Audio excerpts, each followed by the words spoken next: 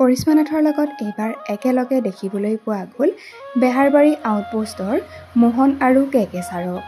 নমস্কাৰ বন্ধু বান্ধৱীসকল, অন্য এটা নতুন ভিডিঅ'লৈ আপোনালোক সকলোকে স্বাগতম জনাইছোঁ। আশা কৰিছোঁ সকলো ভালেই আছে।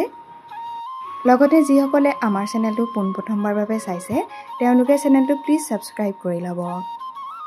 নাগাৰা নামৰ পাঠিকা কৰিশ্মা নাথৰ লগত এইবাৰ একেলগে একেখন অনুষ্ঠানতে দেখিবলৈ পোৱা গ'ল মোহন আৰু কেকে ছাৰক। অন্য এক বিশেষ ৰূপতহে দেখিবলৈ পোৱা গ'ল বেহাৰবাৰী আউটপোষ্টৰ মোহন খ্যাত অভিনেতা দীপজ্যোতি কেওটক। নেগেৰা বজাই থকা অৱস্থাত দেখিবলৈ পোৱা গ'ল বেহাৰবাৰীৰ মোহনক আৰু আনফালে দেখিবলৈ পোৱা গ'ল কেকে ছাৰে দিছে নাম। ইতিমধ্যে ছ'চিয়েল মিডিয়াত খুবেই ভাইৰেল হৈ পৰিছে তেওঁলোক তিনিওৰে এই মৰম লগা ভিডিঅ'টি।